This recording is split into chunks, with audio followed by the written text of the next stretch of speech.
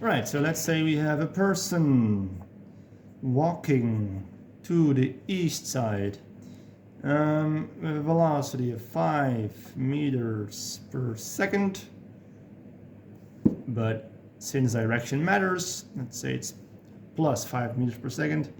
Now this person is standing on a long treadmill, the kinds of treadmills that you see in airports, and this treadmill is moving in the opposite direction. So let's say, well, this is east side, this is west side, and also a velocity of 5 meters per second, but negative since it is in the opposite direction. All right, so now what is the net velocity of this person? Well, let's say we have an observer over here outside of the treadmill. These are his eyeballs. Now, obviously, from this point of view, this person is standing still. He doesn't seem to be moving. And vice versa. From this person's point of view, this person is also standing still. So what happens is these velocities cancel each other out. Now, does that mean this is anti-velocity? No.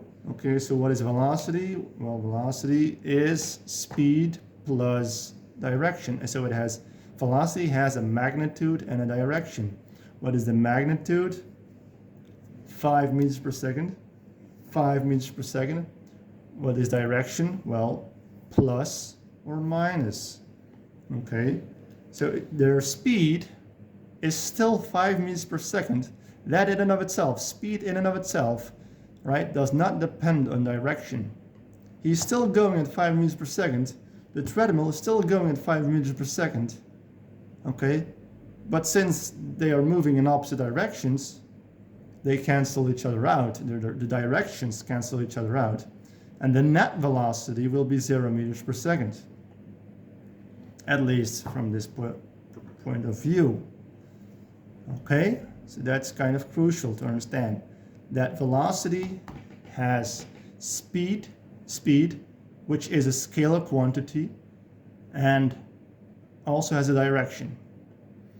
Okay, and in order to calculate the net velocity, yes, we have to either subtract or add up velocities. It does not mean anti-velocity, that somehow the velocities stop existing or the speeds stop existing. They're still going. He's still going at 5 meters per second in this direction. The treadmill is still going at 5 meters per second in this direction, but the net velocity is 0. It doesn't seem to move. It's like from a relative position, from a relative point of view. All right, so do you agree? Can we agree that velocity is a vector? Otherwise, if direction does not matter according to you, then we would not use signs. Then it would either be positive and positive, or negative and negative. So how would you determine the net velocity if direction does not matter?